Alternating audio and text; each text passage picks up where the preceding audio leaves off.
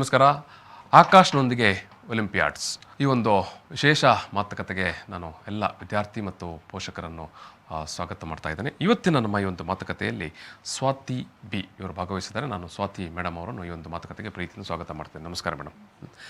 Swati madam ಇವರು ಆಕಾಶ್ ಸಂಸ್ಥೆಯಲ್ಲಿ academic Ed foundation wing ಈ ಒಂದು ಭಾಗದಲ್ಲಿ ಅವರು ಕಾರ್ಯನಿರ್ವಹಿಸ್ತಾ ಇದ್ದಾರೆ. ಅವರು ಜೊತೆಗೆ ಫಿಸಿಕ್ಸ್ ಫ್ಯಾಕಲ್ಟಿ ಅಂದರೆ ಫಿಸಿಕ್ಸ್ ಶಿಕ್ಷಕಿಯಾಗಿ ಕೂಡ ಕಾರ್ಯನಿರ್ವಹಿಸ್ತಾ ಇದ್ದಾರೆ. ಇವತ್ತಿನ ಈ ಒಂದು ಮಾತುಕತೆಯಲ್ಲಿ ನಾವು ಒಟ್ಟಾಗಿ ಕಾಂಪಿಟೇಟಿವ್ ಎಕ್ಸಾಮ್ ಬಗ್ಗೆ ಮತ್ತು ಒಲಿಂಪಿಯಾಡ್ಸ್ ಬಗ್ಗೆ ಮುಖ್ಯವಾಗಿ ನಾವು ಇವತ್ತು 8ನೇ ತರಗತಿ 9ನೇ ತರಗತಿ 10ನೇ ತರಗತಿಯ ಮಕ್ಕಳನ್ನು ಫೋಕಸ್ ಮಾಡಿ ಮಾತನಾಡುವಂಥ ವಿಚಾರಗಳು. ಯಾಕೆ ಈ ತರಗತಿಯ ಮಕ್ಕಳನ್ನು ಅಂದರೆ ಹೈಸ್ಕೂಲ್ ವಿದ್ಯಾರ್ಥಿಗಳನ್ನು ಫೋಕಸ್ ಮಾಡಬೇಕು ಕಾಂಪಿಟೇಟಿವ್ ಎಕ್ಸಾಮ್ ವಿಚಾರಕ್ಕೆ ಬರುವಾಗ ಅಥವಾ ಏನು ಒಲಿಂಪಿಯಾಡ್ ಬರುವಾಗ ಈ ಎಲ್ಲ ವಿಚಾರವನ್ನು ಇವತ್ತು ಸ್ವಾತಿಯವರು ನಮಗೆ ಸವಿವರವಾಗಿ ನಮ್ಮ ಮುಂದೆ ಇಡಲಿಕ್ಕಿದ್ದಾರೆ. ವೀಕ್ಷಕರು, ನಾನು ವಿದ್ಯಾರ್ಥಿಗಳಲ್ಲಿ ಈ ಒಂದು ಶೋವನ್ನು ಪೂರ್ತಿಯಾಗಿ ನೋಡ್ತಾ ಹೋಗಿ ಅದರಲ್ಲಿ ಕೂಡ ಮುಖ್ಯವಾಗಿ ಹೈಸ್ಕೂಲ್ ವಿದ್ಯಾರ್ಥಿಗಳು ನಿಮಗೆ ಒಂದಷ್ಟು ಉಪಯುಕ್ತವಾದ ಮಾಹಿತಿ ಈ ಒಂದು ಕಾರ್ಯಕ್ರಮದ ಮೂಲಕ ನಿಮಗೆ ಲಭಿಸಲಿಕ್ಕಿದೆ. ನಾನು ನೇರವಾಗಿ ಮೇಡಮ್ ನಿಮ್ಮ ಹತ್ರ ಬರುವಂಥದ್ದು ಯಾವೆಲ್ಲ ಕಾಂಪಿಟೇಟಿವ್ ಎಕ್ಸಾಮ್ಸ್ ಮತ್ತು ಏನದು ಒಲಿಂಪಿಯಾಡ್ಸ್ ಅಂದರೆ? ಹೆಚ್ಚಿನವ್ರಿಗೆ ಈ ವಿಷಯ ಗೊತ್ತಿಲ್ಲ. ಹೆಚ್ಚಿನವರು ಅನ್ಕೊಳ್ಳೋದು ಏನಂತಂದ್ರೆ 12th ಸ್ಟ್ಯಾಂಡರ್ಡ್ ಅಲ್ಲೇ ಎಲ್ಲ ಕಾಂಪಿಟೇಟಿವ್ ಎಕ್ಸಾಮ್ ಸ್ಟಾರ್ಟ್ ಆಗೋದು.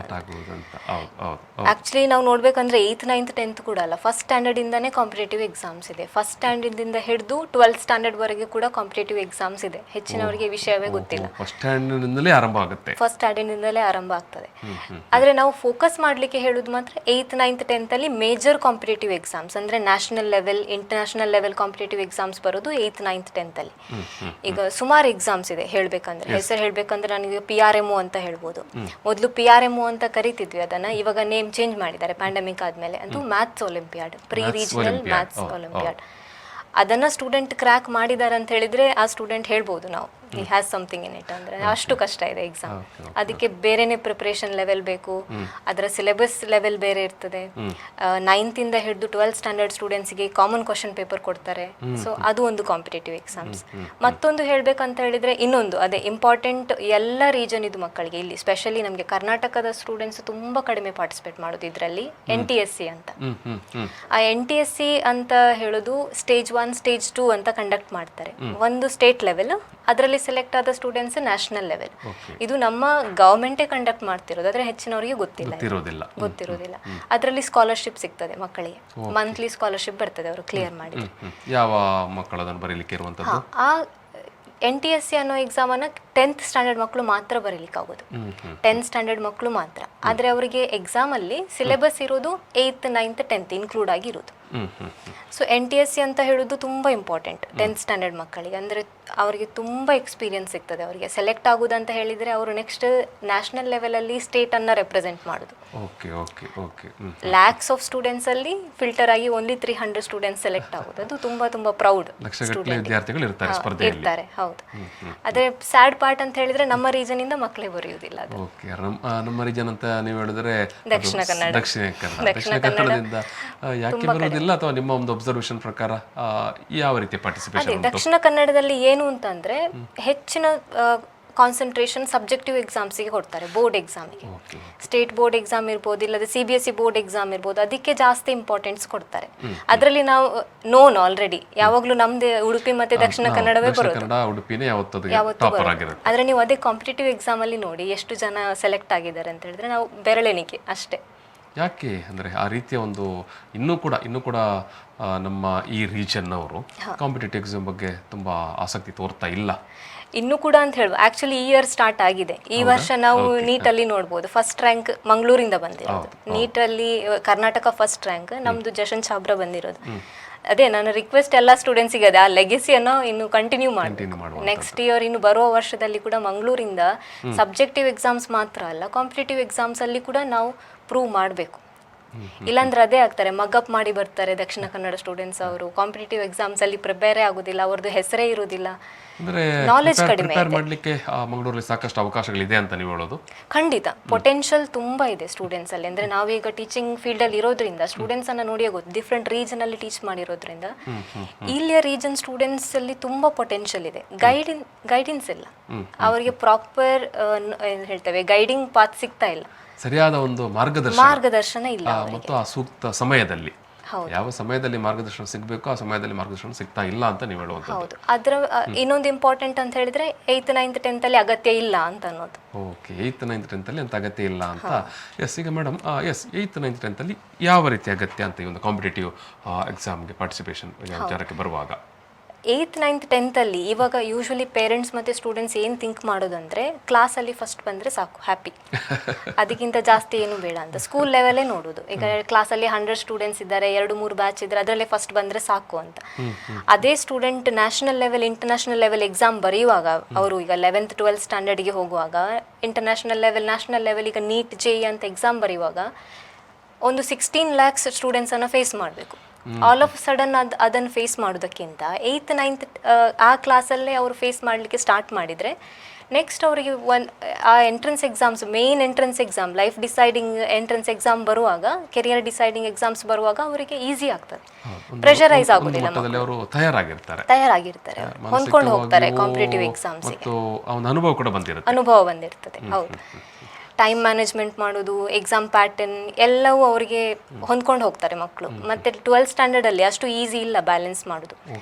ಅವರಿಗೆ ಪ್ರಿಪೇರ್ ಕಾಂಪಿಟೇಟಿವ್ ಎಕ್ಸಾಮ್ಸ್ಗೆ ಪ್ರಿಪೇರ್ ಮಾಡೋದು, ಬೋರ್ಡ್ ಎಕ್ಸಾಮಿಗೆ ಪ್ರಿಪೇರ್ ಮಾಡೋದು ಅಷ್ಟು ಈಸಿ ಇಲ್ಲ ಆಲ್ ಆಫ್ ಸಡನ್ ಸ್ಟಾರ್ಟ್ ಮಾಡಿದರೆ. 8th ಇಂದನೇ ಸ್ಟಾರ್ಟ್ ಮಾಡಿದರೆ ಹೊಂದ್ಕೊಳ್ತಾರೆ ಮಕ್ಕಳು. ಅದಕ್ಕೆ ಅಂದರೆ ಫೌಂಡೇಶನ್ 8ನೇ ತರಗತಿಯಲ್ಲಿ ಅದು ಆರಂಭ ಆಗಬೇಕು. ನಾವು ಕೋರ್ಸನ್ನು ಕರಿತೀವಿ ಹಾಗೆ ಫೌಂಡೇಶನ್ ಅಂತ. ಫೌಂಡೇಶನ್ ಆಗಬೇಕು ಅಲ್ಲಿ. ಓಕೆ ಓಕೆ ಓಕೆ ಎಸ್, ಈಗ ಫೌಂಡೇಶನ್ಗೆ ಸಂದರ್ಭದಲ್ಲಿ ಕೋಚಿಂಗ್ ಯಾವ ರೀತಿಯ ಒಂದು ಪಾತ್ರ ವಹಿಸುತ್ತೆ? ಕೋಚಿಂಗ್ ಬೇಕೋ?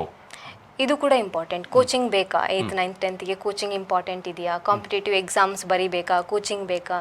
ಕಾಂಪಿಟೇಟಿವ್ ಎಕ್ಸಾಮ್ಸ್ ಆಗಲೇ ಹೇಳಿದಾಗೆ ಇಂಪಾರ್ಟೆಂಟ್, ಅವರಿಗೆ ತುಂಬ ಹೆಲ್ಪ್ ಆಗ್ತದೆ ಎಕ್ಸ್ಪೀರಿಯನ್ಸಿಗೆ. ಕೋಚಿಂಗ್ ಯಾಕೆ ಇಂಪಾರ್ಟೆಂಟ್ ಅಂತ ಹೇಳಿದರೆ ಅವರ ಪಾತನ್ನು ಈಸಿ ಮಾಡ್ತದೆ. ಕೋಚಿಂಗ್ ಇಲ್ಲದೇನೂ ಕಾಂಪಿಟೇಟಿವ್ ಎಕ್ಸಾಮ್ಸ್ ಕ್ಲಿಯರ್ ಮಾಡ್ಬೋದು. ಇದ್ದಾರೆ ಸ್ಟೂಡೆಂಟ್ಸ್, ಎಷ್ಟೋ ಸ್ಟೂಡೆಂಟ್ಸ್ ಇದ್ದಾರೆ ಹಾರ್ಡ್ ವರ್ಕ್ ಮಾಡೋರು, ಆದರೆ ಅವ್ರಿಗೆ ತುಂಬ ಟೈಮ್ ಕನ್ಸ್ಯೂಮಿಂಗ್, ತುಂಬ ಟೈಮ್ ಕೊಡಬೇಕು ಅದಕ್ಕೆ. ಅದನ್ನು ಟೀಚರ್ಸ್ ಮಾಡ್ತಾರೆ. ಕೋಚಿಂಗಲ್ಲಿ ಟೀಚರ್ಸ್ ಆ ಗೈಡೆನ್ಸನ್ನು ಕೊಡ್ತಾರೆ. ಟೈಮ್ ಬೌಂಡೆಡ್ ಎಕ್ಸಾಮ್ಸ್, ಇಲ್ಲಿ ಟೈಮ್ ಲಿಮಿಟಲ್ಲಿ ಹೇಗೆ ಎಕ್ಸಾಮ್ಸನ್ನು ಬರೆಯೋದು ಅದನ್ನೆಲ್ಲ ಹೇಳ್ಕೊಡ್ತಾರೆ ಕೋಚಿಂಗಲ್ಲಿ. ಸೊ ಕೋಚಿಂಗ್ ತುಂಬ ಇಂಪಾರ್ಟೆಂಟ್ ಅವರಿಗೆ. ಅಂದರೆ ಕೋಚಿಂಗಿಗೆ ಬಂದರೆ ಅವನಿಗೆ ಏನು ಆ ಒಂದು ಈಸಿ ಆಗುತ್ತೆ ಅಂತ, ಟೋಟಲ್ ಎಕ್ಸಾಮನ್ನು ಫೇಸ್ ಪಾತ್ ಈಸಿ ಆಗ್ತದೆ ಅವರಿಗೆ. ಟೋಟಲ್ ಮೆಥಡಾಲಜಿಯನ್ನು ನೀವು ಹೇಳಿಕೊಡ್ತೀರಿ. ಹೌದು, ಅಂದರೆ ಯಾವ ಎಕ್ಸಾಮಿಗೆ ಯಾವ ರೀತಿ ಪ್ರಿಪೇರ್ ಮಾಡಬೇಕು ಅದು ಟೀಚರ್ಸಿಗೆ ಕರೆಕ್ಟಾಗಿ ಗೊತ್ತಿರ್ತದೆ. ತುಂಬ ವರ್ಷದಿಂದ ಟೀಚಿಂಗ್ ಮಾಡ್ತಿರ್ತಾರೆ, ಅದೇ ಫೀಲ್ಡಲ್ಲಿ ಇರ್ತಾರೆ, ಅವರಿಗೆ ಗೊತ್ತಿರ್ತದೆ ಯಾವ ಕ್ವಶನ್ಸ್ ಬರ್ಬೋದು, ಸಿಲೆಬಸ್ ಏನು, ಪ್ಯಾಟರ್ನ್ ಏನು, ಹೇಗೆ ಕಲಿಬೇಕು ಅದನ್ನೆಲ್ಲ ಅವರು ಆರಾಮಾಗಿ ಹೇಳ್ಕೊಡ್ತಾರೆ. ಸೊ ಅದಕ್ಕೆ ಕೋಚಿಂಗ್ ಇಂಪಾರ್ಟೆಂಟ್ ಅವರಿಗೆ. 8th 9th 10thಲ್ಲೇ ಸ್ಟಾರ್ಟ್ ಮಾಡಿದರೆ ಮುಂದಿನ ಪಾತ್ ಅವರಿಗೆ ಈಸಿ ಆಗ್ತದೆ. ಓಕೆ ಓಕೆ ಎಸ್, ಮುಂದಿನ ಪಾತ್ರ ವಿಚಾರಕ್ಕೆ ಬರುವಾಗ ಮೇಡಮ್, ಸಾಮಾನ್ಯವಾಗಿ ವಿದ್ಯಾರ್ಥಿ ಯಾವ ತರಗತಿಯಲ್ಲಿ ಅಥವಾ ಯಾವ ವಯಸ್ಸಿನಲ್ಲಿ ಆತನ ಕ್ಯಾರಿಯರ್ ಪ್ಲ್ಯಾನ್ ಮಾಡಿಕೊಳ್ಳಬೇಕು? ಕೆರಿಯರ್ ಡಿಸೈಡಿಂಗ್ ಕೆಲವೊಂದು ಮಕ್ಕಳ ಹತ್ರ ಕೇಳಿದರೆ ಸಣ್ಣ ವಯಸ್ಸಲ್ಲೇ ಹೇಳ್ತಾರೆ ಇದೇ ಆಗಬೇಕು ಅಂತ. 8th 9th ಕ್ಲಾಸ್ ಅಲ್ಲೇ ಡಿಸೈಡ್ ಮಾಡಿದರೆ ಅವರಿಗೆ ಅದಕ್ಕೆ ಪ್ರಿಪೇರ್ ಆಗಲಿಕ್ಕೆ ಈಸಿ, ಫೋಕಸ್ಡ್ ಆಗಿರ್ತಾರೆ. ಯಾಕಂತಂದರೆ 9th ಟಾಪಿಕ್ಸೇ 11th ಅಲ್ಲಿ ರಿಪೀಟ್ ಆಗ್ತದೆ. ಈಗ ಸೈನ್ಸಲ್ಲಿ ಹೇಳೋದಾದರೆ ಸೈನ್ಸಲ್ಲಿ ಯಾವ ಟಾಪಿಕ್ಸ್ ಇದೆ 9th ಅಲ್ಲಿ, ಅದೇ 10th ಅಲ್ಲಿ ಕೂಡ ಇದೆ, ಎಲ್ಲ ಟಾಪಿಕ್ಸ್ ಇದೆ. 10th ಅಲ್ಲಿ ಇರುವುದು 12th ಅಲ್ಲಿ ರಿಪೀಟ್ ಆಗ್ತದೆ. ಆ 9th ಮತ್ತು 10th ಲೆವೆಲಲ್ಲೇ ಅವರು ಡಿಸೈಡ್ ಮಾಡಿದರೆ ಯಾವ ಎಕ್ಸಾಮ್ ನಾನು 12th ಅಲ್ಲಿ ಬರೀಬೇಕು ಅಂತ, ಅದಕ್ಕೆ 9th ಅಲ್ಲೇ ಪ್ರಿಪರೇಷನ್ ಸ್ಟಾರ್ಟ್ ಮಾಡ್ಬೋದು. ಈಗ ಬಹುತೇಕ ಸಂದರ್ಭದಲ್ಲಿ ಪೋಷಕರು ಇರ್ಬೋದು ಅಥವಾ ಮಕ್ಕಳು ಇರ್ಬೋದು, ಎಲ್ಲೋ ಫಸ್ಟ್ PUC ನಂತರ ಪ್ಲ್ಯಾನ್ ಮಾಡುವಂಥದ್ದು ಅಥವಾ ಫಸ್ಟ್ PUC ಮುಗಿಲಿಕ್ಕೆ ಆಗುವಾಗ ಪ್ಲ್ಯಾನ್ ಮಾಡುವಂಥದ್ದು ಇರುತ್ತೆ. ನೀವು ಹೇಳುವಂಥದ್ದು 9ನೇ ತರಗತಿಯಲ್ಲೇ ಒಂದು ಶೆಡ್ಯೂಲ್ ಮಾಡಿಕೊಂಡು ಬರಬೇಕು ಹೋದರೆ ಒಳ್ಳೇದು. ಇನ್ನೂ ಒಂದು ವಿಚಾರ ಅಂತ ಹೇಳಿದ್ರೆ, ಪೇರೆಂಟ್ಸು ಕೋಚಿಂಗ್ ಹಾಕಿದ ತಕ್ಷಣ ಎಕ್ಸ್ಪೆಕ್ಟ್ ಮಾಡ್ತಾರೆ 8th ಅಲ್ಲೇ ಕಾಂಪಿಟೇಟಿವ್ ಎಕ್ಸಾಮ್ಸ್ ಕ್ಲಿಯರ್ ಮಾಡ್ತಾರೆ, ಮಾಡಲಿಲ್ಲ ಯಾಕೆ, ಅದೆಲ್ಲ ಕ್ವಶನ್ಸ್ ಬರ್ತದೆ. ಆದರೆ ಒಂದು ಅವ್ರ ಮನಸ್ಸಲ್ಲಿ ಇಟ್ಕೊಳ್ಬೇಕು, 8th 9th 10th ಅಲ್ಲಿ ಕೋಚಿಂಗ್ ಸ್ಟಾರ್ಟ್ ಮಾಡೋ ಉದ್ದೇಶ ಅವರದ್ದು ಫ್ಯೂಚರ್ ಈಸಿ ಆಗಲಿ. 11th 12th ಅಲ್ಲಿ ಯಾವ ಮೇನ್ ಎಕ್ಸಾಮ್ ಬರ್ತದೆ ಆವಾಗ ಅವರು ಪರ್ಫಾರ್ಮ್ ಮಾಡಬೇಕು.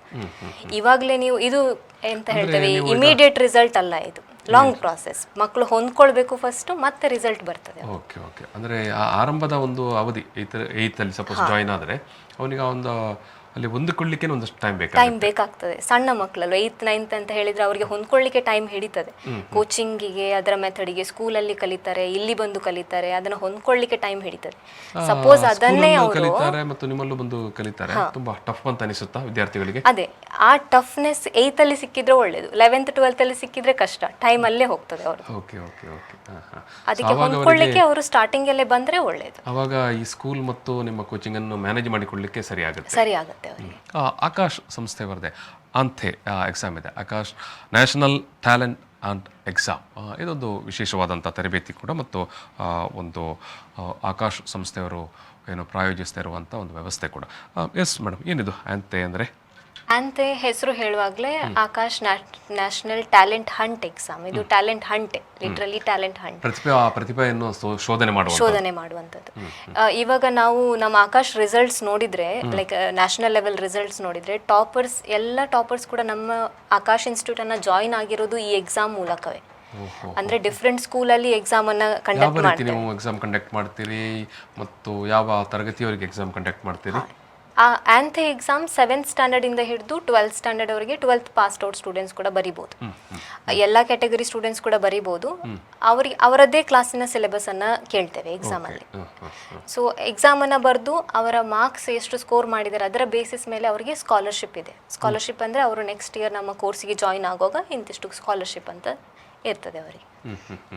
ಅಂದರೆ ನಿಮ್ಮ ಈ ಒಂದು ಎಕ್ಸಾಮ್ನಲ್ಲಿ ನೀವು ಆಯ್ಕೆ ಮಾಡಿದಂಥ ವಿದ್ಯಾರ್ಥಿಗಳಿಗೆ ಸ್ಕಾಲರ್ಶಿಪ್ ಕೂಡ ಕೊಟ್ಟು ಅವರನ್ನು ಇದು ಮಾಡ್ತೀರಿ? ಹೌದು. ಎಸ್, ಈ ಒಂದು ಎಕ್ಸಾಮ್ ಬರೆದವರಿಗೆ ಆಯಿತು, ನೀವು ಸ್ಕಾಲರ್ಶಿಪ್ ಎಲ್ಲ ಕೊಟ್ಟಾಯಿತು, ಮತ್ತೆ ಮುಂದೆ ಏನು ಮಾಡ್ತೀರಿ? ಆಕಾಶ್ ಈ ಎಕ್ಸಾಮ್ ಬರೆದ ಮೇಲೆ ಆಕಾಶಿಗೆ ಸ್ಟೂಡೆಂಟ್ಸ್ ಜಾಯಿನ್ ಆದರೆ, ನಮ್ಮ ಕೋಚಿಂಗಿಗೆ ಜಾಯಿನ್ ಆದರೆ, ನಮ್ಮ ಕೋರ್ಸಿಗೆ ಜಾಯಿನ್ ಆದರೆ, 8th ಸ್ಟ್ಯಾಂಡರ್ಡ್ ಇರ್ಬೋದು, ನಮ್ಮದು ಕೋರ್ಸಸ್ 8th ಸ್ಟ್ಯಾಂಡರ್ಡ್ ಇಂದ ಸ್ಟಾರ್ಟ್ ಆಗ್ತದೆ. 8th 9th 10th 11th 12th ಮತ್ತು 12th ಪಾಸ್ಟ್ ಕೋರ್ಸಿಗೆ ಜಾಯಿನ್ ಆಗುವಾಗ ಅವರಿಗೆ ಫೀಸಲ್ಲಿ ಡಿಡಕ್ಷನ್ ಕೂಡ ಇರ್ತದೆ ಜಾಯಿನ್ ಆಗುವಾಗ. ಮತ್ತೆ ಅವರಿಗೆ ಬೋರ್ಡ್ ಎಕ್ಸಾಮಿಗೆ ಮೆರಿಟ್ ನೇಷನ್ ಅಂತ ಸಪೋರ್ಟ್ ಕೂಡ ಕೊಡ್ತೇವೆ. ಬೋರ್ಡ್ ಎಕ್ಸಾಮ್ ಇದು ರೆಕಾರ್ಡೆಡ್ ವಿಡಿಯೋಸ್, ಸ್ಕೂಲ್ ಬೋರ್ಡ್ ಎಕ್ಸಾಮಿಗೆ ಸಪೋರ್ಟ್ ಆಗುವಂಥ ಕೋರ್ಸ್ ಕೂಡ ಇದೆ ಅವರಿಗೆ. ಸೊ ಇದನ್ನು ಫ್ರೀ ಆಗಿ ಕೊಡ್ತಾರೆ. ಅದು ಆಂಥೆ ಬರೆದ ಎಲ್ಲ ವಿದ್ಯಾರ್ಥಿಗಳಿಗೂ ಕೊಡ್ತಾರೆ. ಅವರು ಜಾಯಿನ್ ಆಗ್ತಾರೆ ಇಲ್ವಾ ಅದು ಸೆಕೆಂಡ್. ಎಕ್ಸಾಮ್ ಬರೆದ ಎಲ್ಲ ಮಕ್ಕಳಿಗೂ ಮೆರಿಟ್ ನೇಷನ್ ಫ್ರೀ ಆಗಿ ಕೊಡ್ತಾರೆ. ಅಂದರೆ ನೀವು ಎಲ್ಲ ಶಾಲೆ ಅಥವಾ ಸ್ಕೂಲ್ ಕಾಲೇಜುಗಳಿಗೆ ಈ ಬಗ್ಗೆ ಮಾಹಿತಿ ಕೊಡ್ತಾ ಇದ್ದೇವೆ. ಹೌದು, ಸ್ಕೂಲ್ ಥ್ರೂವೇ ಕಂಡಕ್ಟ್ ಮಾಡ್ತೇವೆ ಕೆಲವೊಂದು ಸ್ಕೂಲಲ್ಲಿ. ಇಲ್ಲದಿದ್ರೆ ಆನ್ಲೈನಲ್ಲಿ ಅಪ್ಲೈ ಮಾಡಿ ಕೂಡ ಮಾಡ್ಬೋದು, ಸ್ಟೂಡೆಂಟ್ಸ್ ಬರಿಬೋದು ಎಕ್ಸಾಮ್. ಅವರವರ ಸ್ಕೂಲಲ್ಲಿ ಕೂಡ ಬರೀಲಿಕ್ಕೆ ಅವಕಾಶ ಇದೆ ಅಥವಾ ಆನ್ಲೈನಲ್ಲಿ ಕೂಡ ಅವಕಾಶ ಇದೆ? ಸಾಮಾನ್ಯವಾಗಿ ಮಕ್ಕಳ ರೆಸ್ಪಾನ್ಸ್ ಯಾವ ರೀತಿ ಇದೆ ಮೇಡಮ್ ಇದಕ್ಕೆ, ಆಂಥೆ ಎಕ್ಸಾಮ್ಗೆ? ಆಂಥೆಗೆ ತುಂಬ ಒಳ್ಳೆದಿದೆ ಸರ್. ಲ್ಯಾಕ್ಸ್ ಆಫ್ ಸ್ಟೂಡೆಂಟ್ಸ್ ಬರೀತಾರೆ ಆಂಥೆ. ಲಾಸ್ಟ್ ಇಯರ್ ಕೂಡ ಮಂಗಳೂರಿಂದ ಸುಮಾರು ಸ್ಕೂಲಲ್ಲಿ ಕಂಡಕ್ಟ್ ಮಾಡಿದ್ವಿ, ಜಾಯಿನ್ ಆಗಿದ್ದಾರೆ ಸ್ಟೂಡೆಂಟ್ಸ್ ಅದರ ಥ್ರೂ. ಈಗ ನಾವು ಹೇಳಿದ್ವಿ ಟಾಪರ್ ಜಶನ್ ಚಾಬ್ರಾ, ಅವರು ಕೂಡ ಆಂಥೆ ಥ್ರೂವೇ ಜಾಯ್ನ್ ಆಗಿರುವವರು, ಆಂಥೆ ಬರೆದು ಜಾಯ್ನ್ ಆಗಿರುವವರು. ಸೊ ಮಕ್ಕಳಿಗೆ ಇದು ತುಂಬ ಒಳ್ಳೆ ಆಪರ್ಚುನಿಟಿ. ಮುಂದೆ ಅವರದ್ದು ಕೆರಿಯರ್ ಹೇಗಿದೆ, ಮತ್ತೆ ಆಂಥೆ ಥ್ರೂ ಜಾಯ್ನ್ ಆಗುವಾಗ ಆಲ್ರೆಡಿ ಒಂದು ಎಕ್ಸಾಮ್ ಬರೆದು ಬಂದಿರ್ತಾರೆ. ಈಗ ನಾನೀಗ ಅವರಿಗೆ ಟೀಚ್ ಮಾಡುವಾಗ ನನ್ನ ಹತ್ರ ಅವರ ಸ್ಕೋರ್ ಕಾರ್ಡ್ ಮೊದಲೇ ಇದೆ. ನನಗೆ ಯಾವ ಏರಿಯಾದಲ್ಲಿ ಸ್ಟೂಡೆಂಟ್ ವೀಕ್ ಇದ್ದಾರೆ, ಎಲ್ಲಿ ಸ್ಟ್ರಾಂಗ್ ಇದ್ದಾರೆ, ಆ ಎಕ್ಸಾಮ್ ಮೂಲಕ ರಿಸಲ್ಟ್ ನೋಡಿದಾಗಲೇ ಗೊತ್ತಾಗ್ತದೆ. ಅದರ ಬೇಸಿಸ್ ಮೇಲೆ ನಾವು ಅವರನ್ನು ಇನ್ನೂ ಒಳ್ಳೆ ಟ್ರೈನಿಂಗ್ ಮಾಡ್ತೀವಿ. ಅಂದರೆ ನೀವು ಹೇಳಿದಾಗ ಒಂದು ಪರೀಕ್ಷೆಯನ್ನು ಅವರು ದಾಟಿ ಬರ್ತಾರೆ. ಸೊ ಹಾಗಾಗಿ ಒಂದು ಹಂತದಲ್ಲಿ ಅವರು ಪ್ರಿಪೇರ್ ಆಗಿ ಇರ್ತಾರೆ. ನಿಮ್ಮ ಆಕಾಶಕ್ಕೆ ಬರೋ ಹೊತ್ತಿಗೆ ತಕ್ಕ ಮಟ್ಟಿಗೆ ಪ್ರಿಪೇರ್ ಆಗಿರ್ತಾರೆ. ಇದೀಗ ಗ್ರಾಮೀಣ ಭಾಗದ ಮಕ್ಕಳಿಗೆ ಕೂಡ ರೀಚ್ ಆಗುತ್ತೆ ಸರ್. ಎಲ್ಲ ಸ್ಕೂಲಲ್ಲಿ ಅಂದರೆ ಇವಾಗ ಎಲ್ಲ ಸ್ಕೂಲ್ ರೀಚ್ ಆಗೋದೇ ನಮ್ಮದು ಇಂಟೆನ್ಷನ್. ಎಲ್ಲ ಕಡೆ ಇದರದ್ದು ಇನ್ಫಾರ್ಮೇಷನ್ ಹೋಗಬೇಕು, ಮಕ್ಕಳು ಬರೀಬೇಕು, ಇದರ ಬೆನಿಫಿಟ್ ಪಡ್ಕೊಳ್ಬೇಕು. ಸಾಮಾನ್ಯವಾಗಿ ಈ ಒಂದು ಎಕ್ಸಾಮ್ಗೆ ಎಕ್ಸಾಮ್ಗೆ ಯಾವ ರೀತಿಯ ನೀವು ಏನು ಸಿಲೆಬಸ್ ಅಥವಾ ಟಾಪಿಕ್ಸ್ ಯಾವ ರೀತಿ ತಯಾರು ಮಾಡಿಕೊಳ್ತೀರಿ? ಅದು ಒಂದು ಒಳ್ಳೆ ಕ್ವಶನ್ ಆ್ಯಕ್ಚುಲಿ. 9th ಸ್ಟ್ಯಾಂಡರ್ಡ್, ಈಗ ನಾನು ಎಕ್ಸಾಂಪಲ್ ತಗೊಂಡ್ರೆ 9th ಸ್ಟ್ಯಾಂಡರ್ಡ್ ಮಕ್ಕಳಿಗೆ ಆಂಥೆ ಎಕ್ಸಾಮ್ ಪೇಪರ್ ಅಂತಿದ್ರೆ ಅವರ ಕ್ಲಾಸಲ್ಲಿ ಏನು ಕಲಿತಾ ಇದ್ದಾರೆ ಇವಾಗ 9th ಸ್ಟ್ಯಾಂಡರ್ಡಲ್ಲಿ ಅವರಿಗೆ ಈಗ ಅದು ಬೆನಿಫಿಟ್ ಆಗೋದು 10th ಸ್ಟ್ಯಾಂಡರ್ಡಲ್ಲಿ. ಆದರೆ ಇವಾಗ ಅವ್ರು ಏನು ಕಲಿತಾ ಇದ್ದಾರೆ ಅದರ ಬೇಸಿಸ್ ಮೇಲೆ ಕ್ವಶನ್ಸ್ ಇರ್ತದೆ. ಅದರಲ್ಲೂ ಕೂಡ ಇನ್ನೂ ಒಂದು ಕ್ವಶನ್ ಕೇಳ್ತಾರೆ ಅಂದರೆ, ಕೆಲವು ಸಿಲೆಬಸ್ ಡಿಲೀಟ್ ಮಾಡಿದ್ದಾರೆ CBSE ಇಂದ. ಆ ಡಿಲೀಟೆಡ್ ಪೋರ್ಷನನ್ನು ಕೇಳೋದಿಲ್ಲ ನಾವು. ಸೊ ಯಾವುದು ಅವರು ಕಲ್ತಿದ್ದಾರೆ ಸ್ಕೂಲಲ್ಲಿ ಅದೇ ಪೋರ್ಷನನ್ನು ಕೂಡ ಎಕ್ಸಾಮಿಗೆ ಅದೇ ಪೋರ್ಷನನ್ನು ಇಟ್ಟಿರ್ತೇವೆ. ಇದು ನೀವು ಯಾವೆಲ್ಲ ಭಾಷೆಯಲ್ಲಿ ಕಂಡಕ್ಟ್ ಮಾಡೋದು? ಪರ್ಟಿಕ್ಯುಲರ್ಲಿ ಇಂಗ್ಲಿಷ್ ಭಾಷೆಯಲ್ಲಿ? ಇಂಗ್ಲೀಷಲ್ಲೇ ಎಕ್ಸಾಮ್ ಇರೋದು ಇಂಗ್ಲೀಷ್. ಅಂದರೆ ಅವರು ಆ ತರಗತಿಯಲ್ಲಿ ಸಪೋಸ್ 9ನೇದಾದರೆ ಆ ತರಗತಿಯಲ್ಲಿ ಓದಿದ ಪಠ್ಯದ ಮೇಲೇನೆ ಪರೀಕ್ಷೆ ನಡೆಯುತ್ತೆ. ಈಗ ಎಸ್, ಏನೆಲ್ಲ ಸಿದ್ಧತೆಗಳನ್ನು ಮಾಡಿಕೊಳ್ಳಬೇಕು ಈಗ ನೀವು ಮಾಡ್ತಾ ಇರುವಂಥ ಪರೀಕ್ಷೆಗೆ ಆ ವಿದ್ಯಾರ್ಥಿಗಳು ಯಾವ ರೀತಿಯ ಸಿದ್ಧತೆಗಳನ್ನು ಮಾಡಿಕೊಳ್ಳಬೇಕು ಅಂತ? ಅವರಿಗೆ ಈಗ ನಾನು CBSE ಸ್ಟೂಡೆಂಟ್ಸಿಗೆ ಹೇಳುದಾದ್ರೆ ಅವರದ್ದು ಬುಕ್ ಇದೆ, NCERT ಇದೆ. ಈವನ್ ಸ್ಟೇಟ್ ಕೂಡ, ಕರ್ನಾಟಕ ಸ್ಟೇಟ್ ಕೂಡ NCERT ಫಾಲೋ ಮಾಡ್ತದೆ. ಅದನ್ನೇ ಥರೋವಾಗಿ ಓದ್ಕೊಂಡ್ರೆ ಸಾಕು. ಮತ್ತೆ ಇದು exam objective exam, multiple choice questions, ಇದು MCQs ಹೇಳ್ತೇವೆ, ಆಪ್ಷನ್ಸ್ ಇದೆ, ನೆಗೆಟಿವ್ ಮಾರ್ಕಿಂಗ್ ಇಲ್ಲ, 1 hour ಟೆಸ್ಟ್ ಅಷ್ಟೇ, 1 ಗಂಟೆಯ ಟೆಸ್ಟ್, 35 ಕ್ವೆಶನ್ಸ್. ಅವರಿಗೆ ಎಷ್ಟು ಮಾರ್ಕ್ಸ್ ಬರ್ತದೆ ಅದರ ಮೇಲೆ ಅವರ ಸ್ಕಾಲರ್ಶಿಪ್ ಡಿಸೈಡ್ ಆಗ್ತದೆ. Okay okay okay. ಎಸ್ ವೀಕ್ಷಕರೇ, ತುಂಬ ಒಳ್ಳೆಯ ಮಾಹಿತಿಯನ್ನು ಇವತ್ತು ನಮ್ಮ ಮುಂದೆ ಇಟ್ಟಿದ್ದಾರೆ ಏನು ಸ್ವಾತಿಯವರು. ಅಂದರೆ ಅಂಥ ಎಕ್ಸಾಮ್ ಮತ್ತು ಅದು ಯಾವ ರೀತಿಯಲ್ಲಿ ಆಕಾಶ್ಗೆ ಜಾಯ್ನ್ ಆಗಲಿಕ್ಕೆ ವಿದ್ಯಾರ್ಥಿಗಳಿಗೆ ಒಂದು ಪ್ಲ್ಯಾಟ್ಫಾರ್ಮ್, ಒಂದು ವೇದಿಕೆಯನ್ನು ಅಥವಾ ಒಂದು ದಾರಿಯನ್ನು ರೂಪಿಸಿಕೊಡುತ್ತೆ ಅನ್ನುವಂಥ ವಿಚಾರವನ್ನು ನಮ್ಮ ಮುಂದೆ ಇಟ್ಟಿದ್ದಾರೆ. ಜೊತೆಗೆ ಒಲಿಂಪಿಯಾಡ್ಸ್ ಎಕ್ಸಾಮ್ ಬಗ್ಗೆ ಕೂಡ ತುಂಬ ಸವಿವರವಾದ ಮಾಹಿತಿಗಳನ್ನು ಮತ್ತು ಯಾಕೆ ವಿದ್ಯಾರ್ಥಿಗಳು ಇದನ್ನು ಬರೀಬೇಕು ಅನ್ನುವಂಥ ವಿಚಾರವನ್ನು ಕೂಡ ನಮ್ಮ ಮುಂದೆ ಇಟ್ಟಿದ್ದಾರೆ. ಒಟ್ಟು ಈ ಒಂದು ಏನು ಆಕಾಶ್ ಕೋಚಿಂಗ್ ಇನ್ಸ್ಟಿಟ್ಯೂಟ್ ನಡೆಸ್ತಾ ಇರುವಂಥ ಈ ರೀತಿಯ ಫೌಂಡೇಶನ್ ಲೆವೆಲ್ ತರಬೇತಿಗಳು, ಬಹುಶಃ ಫೌಂಡೇಶನ್ ಲೆವೆಲ್ ತರಬೇತಿ ತುಂಬ ಏನು, ಯಾಕಂತ ಹೇಳಿದ್ರೆ ನಾವು ಈಗ ಎಲ್ಲ ಏನು ಕಾಲೇಜಿಗೆ ರಿಲೇಟೆಡ್ ಅಥವಾ ಅಕಾಡೆಮಿಕಲ್ ಅಥವಾ ಕ್ಯಾರಿಯರ್ ಗೈಡೆನ್ಸ್ ಎಲ್ಲ ವಿಚಾರಗಳನ್ನು ತುಂಬ ಮಾತಾಡ್ತೇವೆ ಎಲ್ಲ ವಲಯದಲ್ಲೂ ಕೂಡ. ಆದರೆ ಫೌಂಡೇಶನ್ ನೀವು ಹೇಳ್ತಾ ಇರುವಂಥ 8, 9, 10 ಮಕ್ಕಳನ್ನು ತುಂಬ ಏನು ಫೋಕಸ್ ಮಾಡುವಂಥದ್ದು, ಅವರಿಗೆ ತರಬೇತಿ ಕೊಡುವಂಥದ್ದು, ಅವರಿಗೆ ಇಂಥದ್ದನ್ನು ಮಾಹಿತಿಯನ್ನು ಹಂಚುವಂಥ ಕೆಲಸ ತುಂಬ ಕಡಿಮೆ ಆಗ್ತಾ ಇರುವಂಥದ್ದು ಆ್ಯಕ್ಚುಲಿ.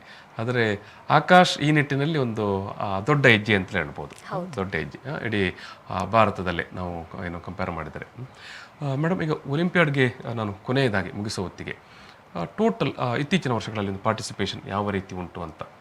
ಒಲಿಂಪಿಯಾಡಿಗೆ ಆಲ್ ಓವರ್ ಇಂಡಿಯಾ ಇದೆ. ಅದೇ ಒಂದು ನಮ್ದು ದಕ್ಷಿಣ ಕನ್ನಡ ಮಕ್ಕಳದು ಮಿಸ್ಕನ್ಸೆಪ್ಷನ್ ಹೇಳ್ಬೋದು. ಅವ್ರು ಅಂದ್ಕೊಳ್ತಾರೆ ಯಾರು ಬರಿತಾ ಇಲ್ಲ, ಪ್ರಿಪೇರ್ ಆಗ್ತಾ ಇಲ್ಲ, ನನ್ನ ಕ್ಲಾಸಲ್ಲಿ ಏನು ನಡೀತಿದೆ ಅದೇ ನಡೀತಿದೆ ಎಲ್ಲ ಕಡೆ ಅಂತ. ಆದರೆ ಅವರು ನೋಡಬೇಕು, ಇಲ್ಲಿ ಈ ರೀಜನಿಂದ ದಕ್ಷಿಣ ಕನ್ನಡದಿಂದ ಬರೆಯುವಂಥ ಮಕ್ಕಳು ಕಡಿಮೆ, ಸುಮಾರು ಕಡಿಮೆ. ಅದನ್ನ ಜಾಸ್ತಿ ಮಾಡೋದಾದ್ರೆ ಏನು ಮಾಡಬೇಕು? ಜಾಸ್ತಿ ಮಾಡ್ಬೇಕಂದ್ರೆ ಅವೇರ್ನೆಸ್ ಇರಬೇಕು. ಈವನ್ ಸ್ಕೂಲಲ್ಲಿ ಇರಲಿ, ಕೋಚಿಂಗ್ ಇನ್ಸ್ಟಿಟ್ಯೂಟಲ್ಲಿ ಇರಲಿ, ಅವರಿಗೆ ಅವೇರ್ನೆಸ್ ಕೊಡಬೇಕು ಯಾವುದೆಲ್ಲ ಕಾಂಪಿಟೇಟಿವ್ ಎಕ್ಸಾಮ್ಸ್ ಬರಿಬಹುದು ಅಂತ. ಸುಮಾರು ಕಾಂಪಿಟೇಟಿವ್ ಎಕ್ಸಾಮ್ಸ್ ಇದೆ, ನಂಬರ್ ಆಫ್ ಕಾಂಪಿಟೇಟಿವ್ ಎಕ್ಸಾಮ್ಸ್ ಅವರು ಬರಿಬಹುದು ಅವರ ಸ್ಟ್ಯಾಂಡರ್ಡಿಗೆ. ಬರಿಬೇಕು, ತುಂಬ ಒಳ್ಳೆ ಎಕ್ಸ್ಪೀರಿಯನ್ಸ್ ಅವರಿಗೆ. Yes madam, thank you. ವೀಕ್ಷಕರೇ, ನಾನು ಈ ಒಂದು ಮಾತುಕತೆಯನ್ನು ಇಲ್ಲಿ ಸಮಾಪನ ಮಾಡ್ತಾ ಇದ್ದೇನೆ ಆಕಾಶ್ನೊಂದಿಗೆ ಒಲಿಂಪಿಯಾಡ್ಸ್. ಮೇಡಮ್ ಮತ್ತೆ ಕೂಡ ಸವಿವರವಾಗಿ ಹೇಳಿದರು ಒಲಿಂಪಿಯಾಡ್ಸ್ ಯಾವ ರೀತಿ ಅದಕ್ಕೆ ಸಿದ್ಧತೆ ಮಾಡಿಕೊಳ್ಳೋದು ಮತ್ತು ಯಾಕೆ ಮಾಡಬೇಕು ಅನ್ನೋ ವಿಚಾರವನ್ನು ಕೂಡ, ಮತ್ತು ಅಂತೆ ಎಕ್ಸಾಮಿನ ವಿಶೇಷತೆಯನ್ನು ಕೂಡ ನಾನು ಈ ಒಂದು ಮಾತುಕತೆಯಲ್ಲಿ ಸಮಾಪನ ಮಾಡೋ ಸಂದರ್ಭದಲ್ಲಿ ಸ್ವಾತಿ ಮೇಡಮ್ ಅವರಿಗೆ ಪ್ರೀತಿಯ ಧನ್ಯವಾದಗಳು ಮೇಡಮ್. ಎಸ್, ನಾನು ಈ ಒಂದು ಮಾತುಕತೆಯಲ್ಲಿ ಸಮಾಪನ ಮಾಡ್ತಾ ಇದ್ದೇನೆ ಆಕಾಶ್ನೊಂದಿಗೆ ಒಲಿಂಪಿಯಾಡ್ಸ್. Thank you.